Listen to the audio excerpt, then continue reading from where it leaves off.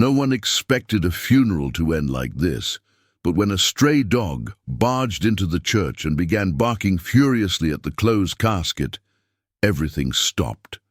Eyes turned, whispers rose, and as the priest's hands began to tremble, something became clear. This wasn't just grief. The dog knew something, and the priest was trying to hide it. The rain whispered against the stained glass windows of St. Augustine's chapel, a steady rhythm that mirrored the low hum of grief in the room. Dozens sat in silence, dressed in black, eyes downcast. In the center aisle, a polished mahogany casket rested beneath a simple white cross. Inside lay James Whitaker, a quiet man with a stern face, a veteran who'd lived his final years alone on the edge of town. Reverend Thomas Burke stood at the pulpit, adjusting his collar, his voice low and solemn. Let us remember James not just for the man he was, but a sharp bark cut through the air like a gunshot. Heads turned, startled. The wooden doors of the chapel creaked open wider. Standing there, dripping wet from the rain, was a dog, thin, mud-streaked, with matted fur and eyes wide with panic. It barked again, then again. Then it began walking down the aisle, slowly, deliberately, never breaking eye contact with the casket. "Whose dog is that?" someone whispered. Reverend Burke paused, his hands gripping the edges of the podium. His jaw clenched. "Please, someone remove the animal," he said, trying to maintain calm. But the dog wouldn't leave. It sat at the foot of the casket and barked louder, more insistent, its body tense.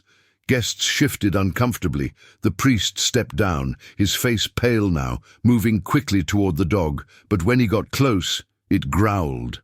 The priest stopped short. Something about the way that dog looked at him. It wasn't just grief. It was recognition, accusation. And for a moment, no one spoke. All that remained was the rain, the barking, and a truth clawing its way to the surface. Before we uncover the truth behind the barking and the priest's strange reaction, make sure you subscribe and turn on the bell. We share real, powerful stories that most people overlook. Don't miss the next one, because sometimes it's the quietest voices that reveal the loudest truths. One of the ushers stepped forward hesitantly, trying to shoo the dog away with a soft, "Come on, boy, let's go!"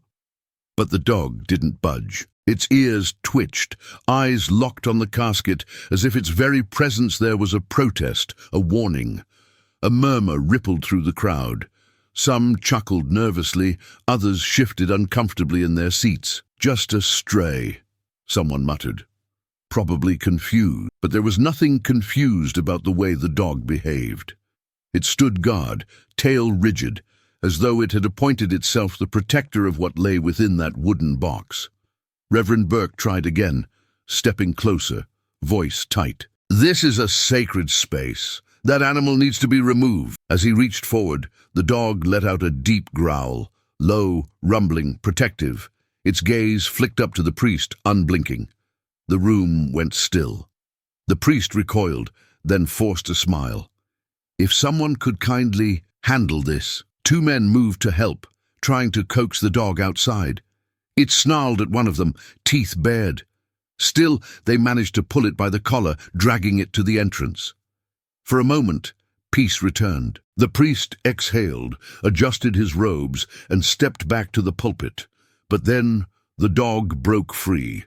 It sprinted back, claws skidding against the tile floor, and threw itself against the casket, barking with renewed fury. People gasped, and this time Reverend Burke's face twisted just for a second into something between panic and fear. The chapel doors creaked open again, this time not with fury, but with hesitation. A young woman stepped in, her dark coat soaked through, hair plastered to her cheeks by the rain. Her eyes scanned the room until they landed on the dog at the casket. "Toby," she whispered, breath catching in her throat. Gasps gave way to silence. The dog stopped barking the moment he saw her. His ears perked, tail wagging once. Then he looked back at the casket and whimpered. Clara Whitaker moved slowly down the aisle. She was in her early 20s, delicate features hardened by grief and exhaustion. Her gaze never left the dog, and then the casket. She crouched beside him, resting a trembling hand on his back. "I'm so sorry," she murmured to the room, not even looking at the guests. "He's mine." "Well, he was Grandpa's." Reverend Burke cleared his throat. "Miss Whitaker, we didn't expect you to arrive today." Clara nodded slowly. "I caught the last bus. I didn't want him to be buried without me here." The dog leaned into her side, still watching the casket with anxious eyes. Clara frowned. Why was he barking like that? No one answered. She ran a hand through the dog's damp fur, looking at Reverend Burke. "He never barks unless he senses danger, or someone he doesn't trust." The priest forced a smile, but his eyes betrayed something else. "Emotions run high during times of loss," he said. "Even for animals." Clara looked back at the casket, but Toby didn't move. He kept watching, waiting, like there was something still unfinished, and something he couldn't let go. Clara stepped out of the chapel for air, Toby at her heels, unwilling to leave her side. The rain had eased into a soft drizzle, casting a grey haze over the sleepy town. She looked around. Nothing had changed. Same narrow roads, same rusted fences, same tired faces behind lace curtains, peeking out as if the years hadn't passed. She remembered growing up here, summers spent in her grandfather's creaky old house just down the hill. James Whitaker was a quiet man, strict but kind, the kind of person who didn't say much. But when he did, people listened. Except lately, she'd heard whispers, that he'd been acting strange, that he'd gone too far. No one ever explained what that meant. At the diner earlier that morning, she'd overheard two men mention her grandfather's fallout with Reverend Burke. Something about money, something about a property dispute. But when she asked, their faces had gone pale, lips sealed like the town itself had sworn an oath of silence. Toby sniffed the wet ground, then looked back at her, ears pinned. "Did you see something, boy?" she asked softly. The dog whimpered again. She turned her gaze back to the chapel, where the funeral dragged on without her, but the feeling in her chest wouldn't go away. Something wasn't right. And in a place where secrets were buried as deep as the roots of the old oak trees, she knew this wasn't just about grief. It was about truth, and someone didn't want it to come out. Back inside the chapel, Clara took her seat near the front. Toby lay at her feet, but his body was tense, ears perked, eyes darting between the casket and Reverend Burke. The priest continued his sermon, speaking of forgiveness, of letting go, of divine peace. But his voice lacked its usual warmth. Each word felt rehearsed, hollow. Toby suddenly stood. His tail stiffened, his eyes locked onto the casket again. He growled, low and steady. Clara reached down, placing her hand on his back. "Toby." No, but he wouldn't stop. Slowly, he stepped forward again. His nose twitched, as if catching something no human could sense. He sniffed along the base of the casket, then let out another bark. Louder this time. People stirred in their seats. Someone whispered, "He's doing it again." Reverend Burke's jaw tightened. "This is disrupting a sacred moment," he said louder now. "Please control the animal." Clara stood protectively. "He's not just barking for no reason." Burke walked toward them, his movements sharper now. "Miss Whitaker, with all due respect, this is neither the time nor place." But before he could finish, Toby turned sharply and faced him, barking furiously. The growl that followed sent a shiver through the room. Clara looked between the priest and the dog. Something passed between them, an unspoken recognition, as if Toby knew something about this man that no one else did. And suddenly, the tension in the air became impossible to ignore.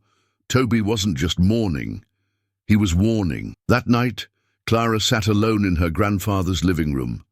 The house creaked with familiar sounds, the hum of the old refrigerator, the ticking of the clock that had always hung crooked. Rain tapped gently against the windows now, softer but steady. Toby lay curled at her feet, eyes half closed, but still alert. She reached into her bag and pulled out an old photo. It showed her as a child, seated on James's lap. Toby no more than a fluffy pup in her arms. Her grandfather's stern face had the faintest hint of a smile. Clara smiled sadly, brushing her thumb over the image. "He never trusted easily," she whispered. "But he trusted you, didn't he?" Her mind wandered back to those summer days, James rising before dawn to feed the chickens, sipping coffee on the porch as Toby dozed at his feet. He didn't talk much, but when he did, he told stories of war, of betrayal, of mistakes he never got to fix. Toby had always been by his side. She remembered one afternoon in particular. A man had come to the house, tall, well-dressed, impatient. Reverend Burke. Clara had peeked from the hallway, watching as James's voice rose. Something about papers, about what's right. Toby had growled at the man then too, not out of fear, out of instinct. That night, James had said, "Some men wear God's name like armor, Clara. But armor can hide a lot of things." Now, years later, the memory clung to her like smoke. Clara looked down at Toby. "You know something," she whispered. The dog didn't move. Just watched the window, eyes fixed. And for the first time since the funeral began, Clara felt it deep in her chest. Her grandfather hadn't just died. Something had been taken from him. If this moment stirred something in you, if you've ever felt that silent bond with an animal who just knew, leave a like and tell us in the comments. Stories like this remind us we're not alone, and that some connections speak louder than words ever could. The following morning, Clara walked into the local hardware store, the kind of place where gossip traveled faster than receipts. She needed answers, and in this town, they rarely came from official records. Ben Morgan stood behind the counter, wiping grease from his hands. An old friend of her grandfather's. He looked up, surprised to see her. "Clara," he said, nodding. "Sorry about James. He was a good man." She gave a small smile. "Thanks, Ben. Did he ever mention anything strange? About Reverend Burke?" Ben hesitated, rubbing his neck. "Strange how?" "I don't know," she said, lowering her voice. "Just tension. Toby's been acting weird. He barked at the casket. At the Reverend." Ben's eyes narrowed. He leaned in. "Your granddad came to see me a week before he died. Said he needed help making copies of some legal stuff. Talked about changing his will." Clara's breath caught. "Did he say why?" Ben nodded slowly. "Said Burke was pressuring him. About land. About a donation to the church. But James said he wasn't giving up what was his." The bell above the door jingled. Another customer entered, and Ben straightened quickly. He slid a folded piece of paper toward her. "He left this with me. Told me to give it to you if anything ever felt off." Clara took it, hands trembling. Outside, Toby waited by the truck, eyes locked on the church in the distance. Something was off. And now she had proof that her grandfather knew it too. The funeral resumed that afternoon. The sky had cleared, but the weight in the chapel was heavier than ever. Clara sat beside the casket, the folded paper from Ben tucked deep in her coat pocket. She hadn't opened it yet. Part of her was afraid to. Part of her already knew. Reverend Burke stood at the altar once again, his voice firmer this time. "We gather here to lay to rest a man of dignity, and we ask the Lord to welcome him into his kingdom." Two pallbearers moved forward to seal the casket. That's when Toby stood. He barked. Once, sharp and loud. Then again. Then again. He lunged forward, placing his front paws on the edge of the casket, claws scraping the wood. The room erupted in murmurs and gasps. "Get that dog out of here!" Burke shouted, stepping down from the pulpit, face flushed. But Toby didn't back down. He growled louder, snapping his teeth, positioning himself between the casket and the priest, like a soldier guarding a secret. "Stop it!" someone yelled. Clara stood too. "Don't touch him!" In the chaos, something slipped from Burke's robe. A small, tarnished key. It clattered against the stone floor. Everyone went silent. Clara bent down and picked it up slowly. Her eyes widened. It was old, worn, and unmistakably from her grandfather's desk, locked since the day he died. Burke's eyes flicked to the key. Just for a second, it was enough. Clara looked at him, then at Toby, who stood panting, watching the priest like a hawk. He hadn't just been barking, he'd been trying to tell them something all along, and now they had no choice but to listen. Clara didn't wait. With the key clenched in her hand and Toby at her side, she left the chapel and walked straight to her grandfather's house. Her pulse raced as she approached the study door. The one James always kept locked, the one he told her never to open unless something was wrong. She slipped the key into the lock. It turned with a soft click. Inside, the room was exactly as he'd left it.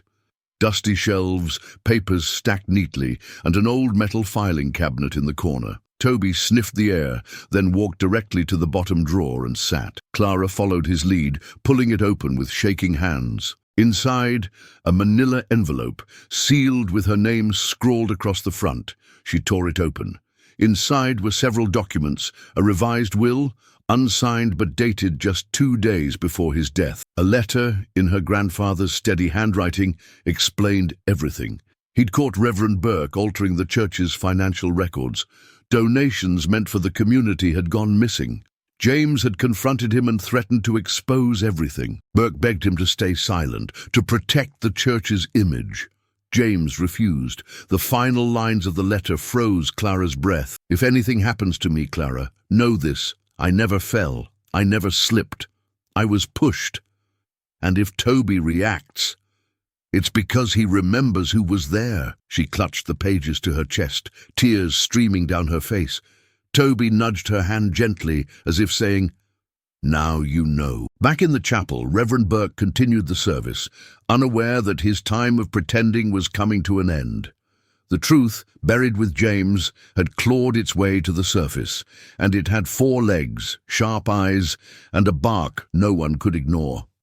Later that evening, Clara returned to the chapel, this time with the envelope in hand.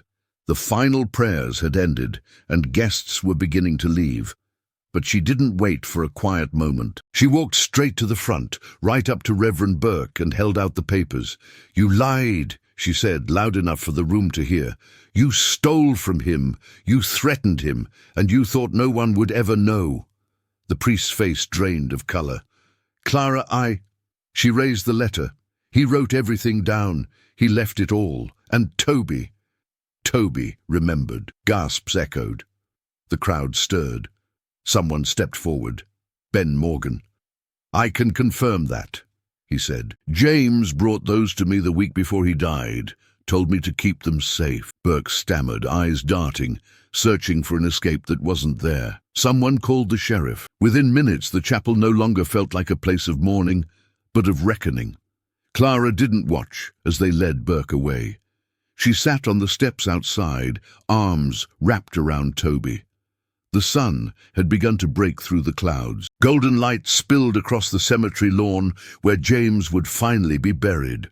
For real this time, without deceit hanging over his grave. Toby rested his head on Clara's lap, eyes closing as if his work was done. He'd been dismissed, silenced, even feared. But in the end, it was his voice, his growl, his bark, his loyalty that uncovered the truth.